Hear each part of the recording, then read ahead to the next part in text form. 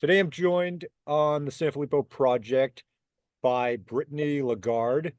A lot of Mhm, people know who she is if they're following social media, especially in the Sanfilippo world. mhm, She has been a huge advocate. She's got a huge audience. She has a daughter with Sanfilippo syndrome. She has a mhm, younger son. One of the really interesting parts of her journey right now is this eye gaze technology that she's been mhm. using and kind of showing us on social media.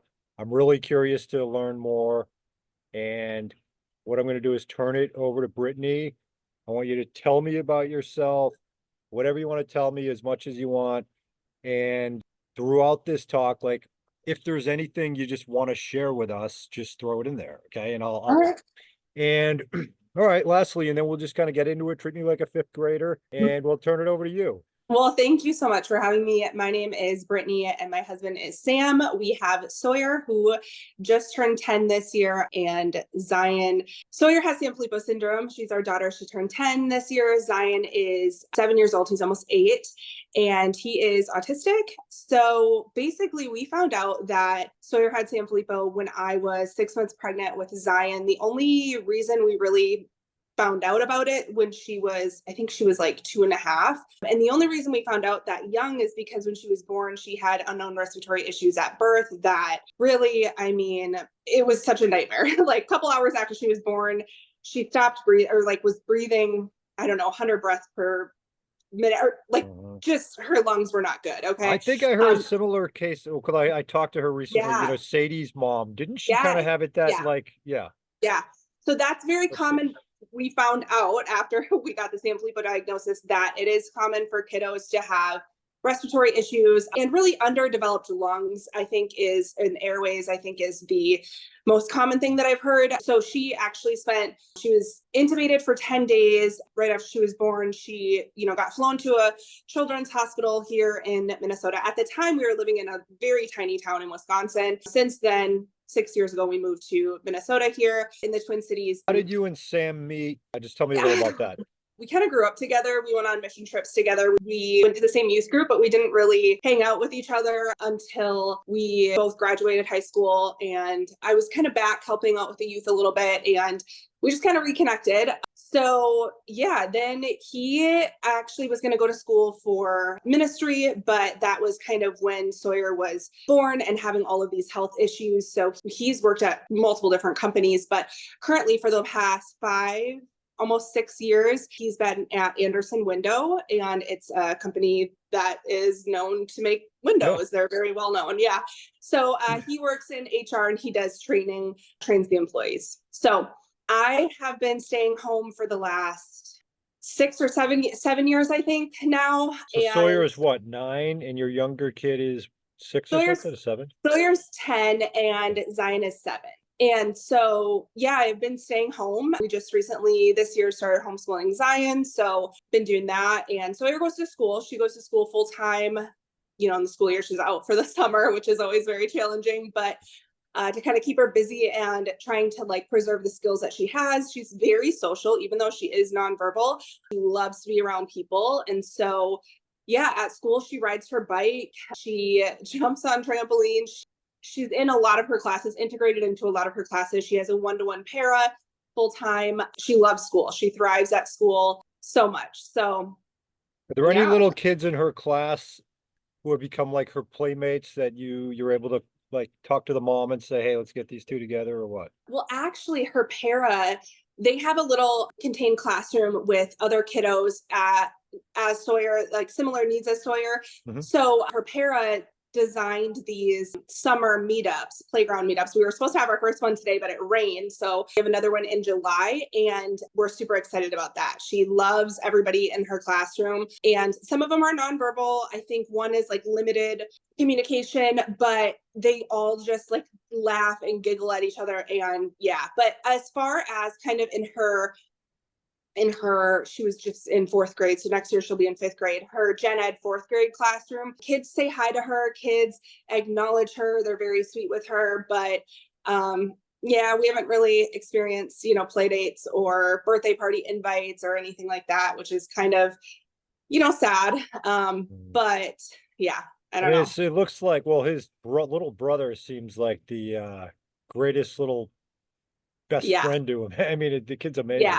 Yeah. Yeah. So Zion really loves his sister. It's hard because he's very routine and very structured. And so anytime that Sawyer is like home during the summer or whatever, like he's just very, I don't know, he's very good with her, and he helps take care of her. He helps make sure she has her Chewy and her iPad and her favorite shows. And yeah, he's like a little mother hen to her. It's so funny. It's so cool. All right, so let's get into some of the other stuff.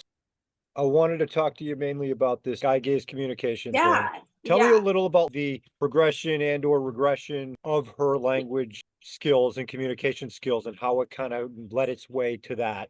Tell me about the technology. Sawyer she had her words up until she was 5. When she was 5, she began repeating the same words over and over. And then all of a sudden, not being able to say certain words that she used to say, not being able to say her ABCs or sing her favorite songs, stuff like that. But she was a very vocal, verbal kid that just talk all the time, and just a sassy little girl, honestly. Yeah, so when she turned 5, it was almost to that she kind of went through a depression, I kind of almost feel like, because she became very somber. She kind of lost her spark. She didn't really giggle. She was very, I think that was when she was kind of going through some regression of the disease. And then about 2 years later, I think she was 7, we were invited to partake in the clinical trial, the anakinra. I don't know if you heard much about that, the A little bit. injection trial. Yep. Yeah. And so we didn't think much of it, but we're like, let's give it a try. We heard some mixed reviews with other families. Other families were like, we noticed a difference. Other families were like, oh my gosh, injections were impossible, and so we gave it a try. And I kid you not, I would say 9 months into that, it was night and day, where her spark kind of came back, her energy Wow. came back, all of that. So that helped. I want to preface by talking about that, because that really helped.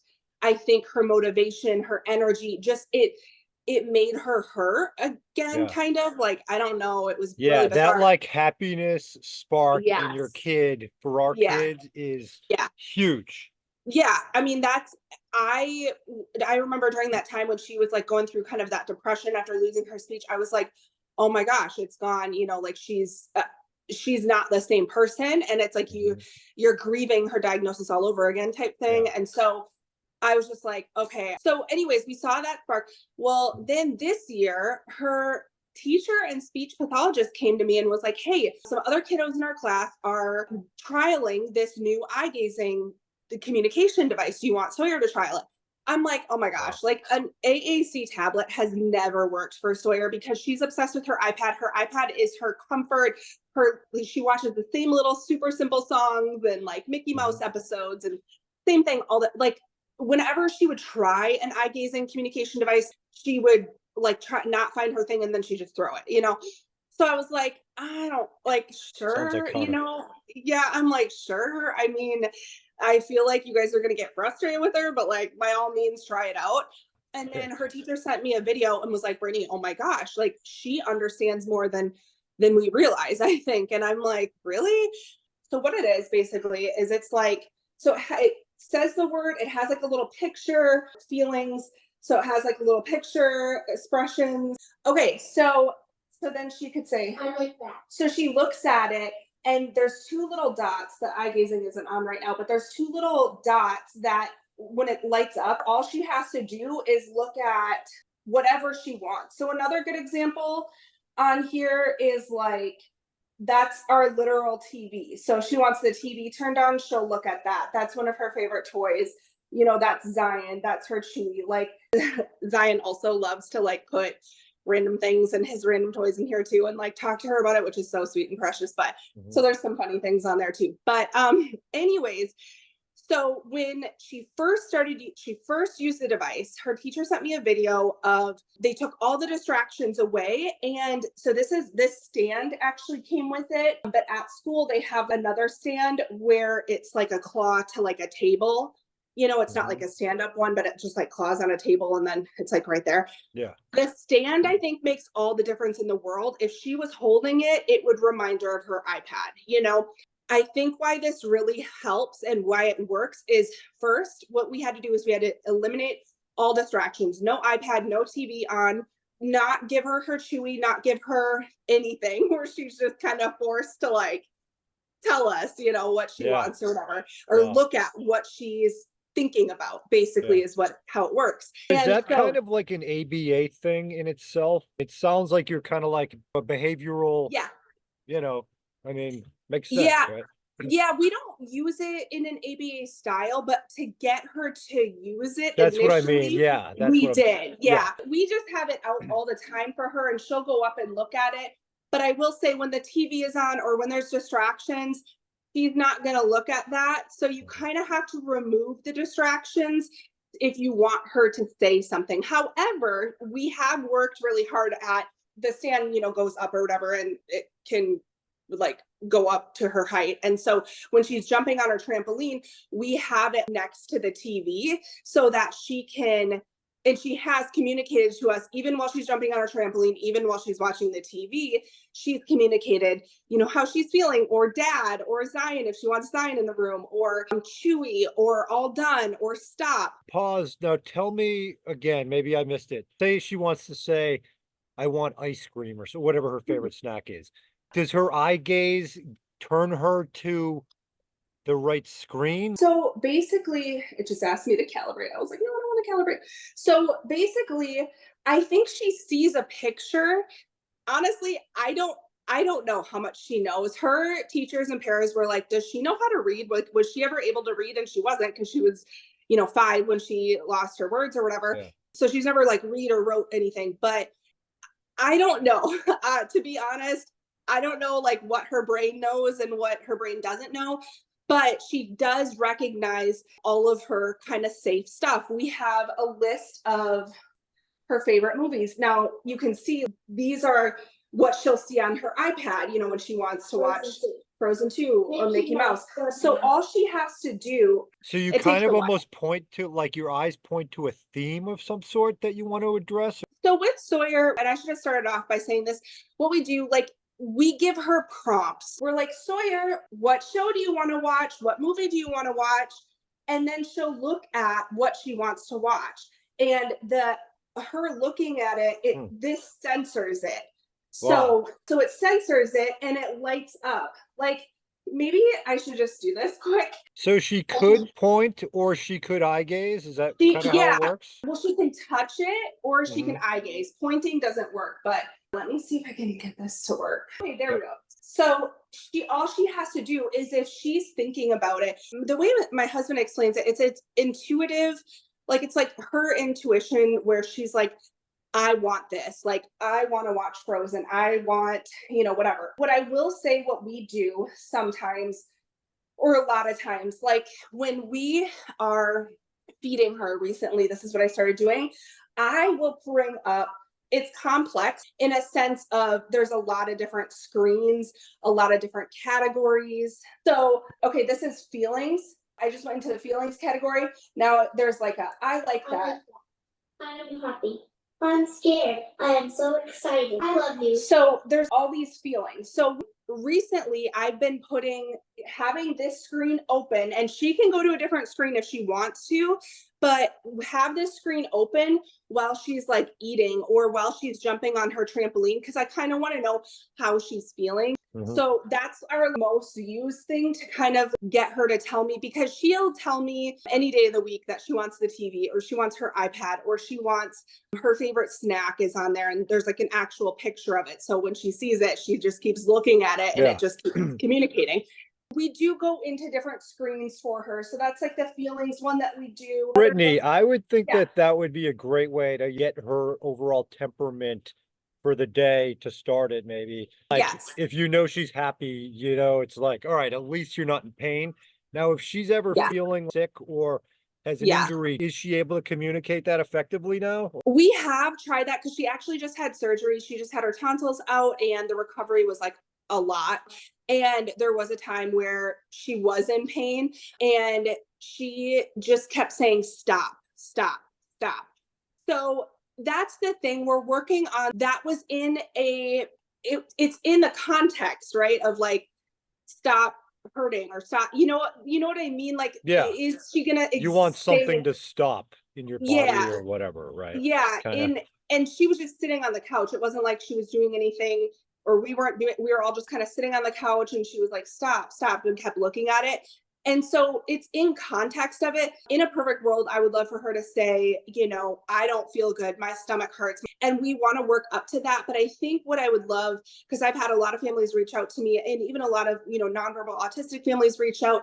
And what I will say is it's not a miracle where it's like, all of a sudden she just like communicated. We had to kind of prime her. So going back to when we first started the eye gazing communication device, her teacher, the initial video she sent me was, she usually has a Chewy on all the time at school and stuff, but she didn't have a Chewy. And so the teacher put like a poppet little fidget toy on the desk or on the table in front of Sawyer and had her communication device there. Sawyer grabbed the poppet, and then she also had just a simple picture, not all this busyness or whatever. It was just a simple picture of a poppet or a Chewy picture. And Sawyer looked at the poppet on the communication device and basically communicated she wanted the poppet.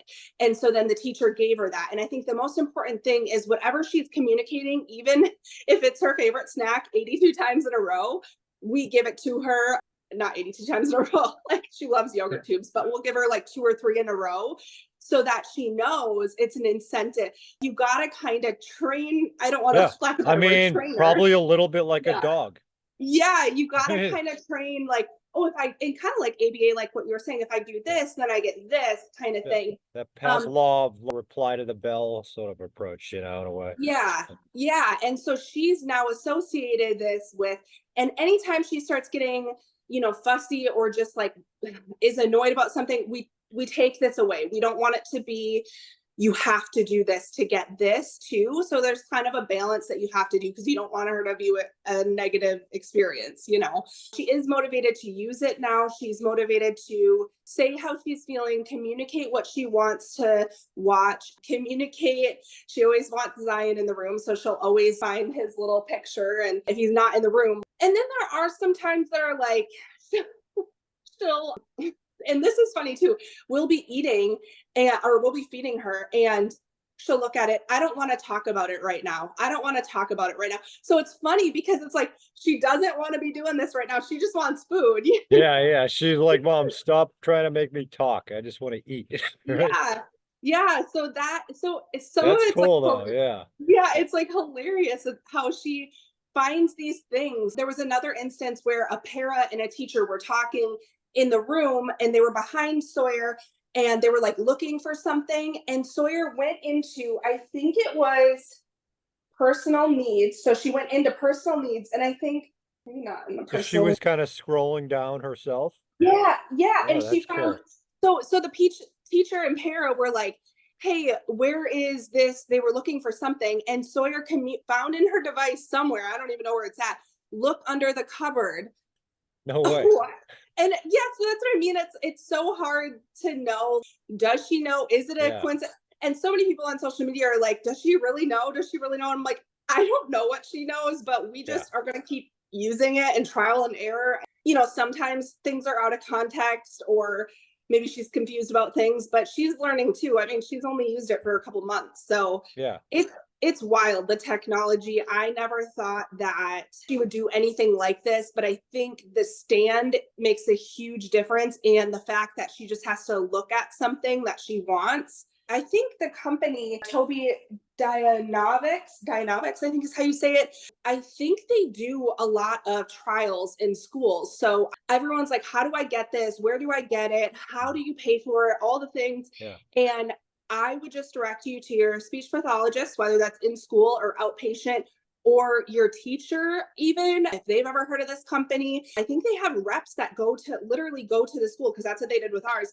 Go to the school and then do this trial. And if your child is kind of taking to it, then like with Sawyer, we got our insurance involved, and her insurance company paid for the entire device. Oh, wow. So I couldn't tell you how much it is.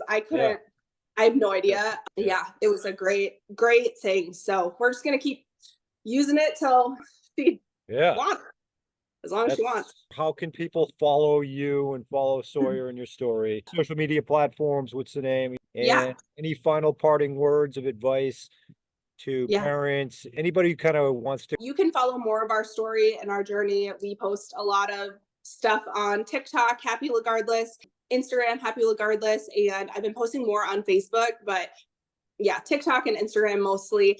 I would say my biggest piece of advice for new Sanfilippo diagnosed families or any sort of diagnosis, if you get, an unexpected rare disease diagnosis or any sort of diagnosis, I would say, I know this is going to sound silly, but and this might be kind of niche to Sanfilippo, but I always regret the videos that I didn't take or the pictures that I didn't take. I look back now and I'm like, oh my gosh. And granted, when Sawyer was little, it was just videos started just kind of becoming a phenomenon. This is back in 2014, 2015. But I would say just take the video. And the biggest thing for me too is share. And I know not everybody is like me or whatever, but sharing your journey really helps healing. It's a form of self-care. We all talk about self-care, or a lot of people like to talk about self-care. And when you're a rare disease parent or caretaker or special needs parent, caretaker, self-care is out the window. I'm literally like a full-time caretaker for my daughter. I feel like I don't have really a lot of time to like take care of myself and my own needs. And how I'm able to do that is by sharing and by advocating, sharing our story and just connecting with other people. That's my form of therapy, I feel like, in self-care. So those are my biggest pieces of advice. Do you have a therapist personally? At the end of the day, I'm just like, there's no right thing the only thing that's going to help, I think, is a cure. I really think that there's no drug that's gonna take the pain away or make things better. And that's not to say they don't help people. I know they help people tremendously, but I think for me personally, just being able to connect with other people and sharing our journey and helping other people along the way, that's been the biggest therapy and blessing for us. So yeah. Thank you so much. This was great. Yeah. And I appreciate it. And I just think it's great what you're doing. I mean, I know there's so many cool people in this community and doing amazing things, and you're one of them. Well, thank you so much. I appreciate it.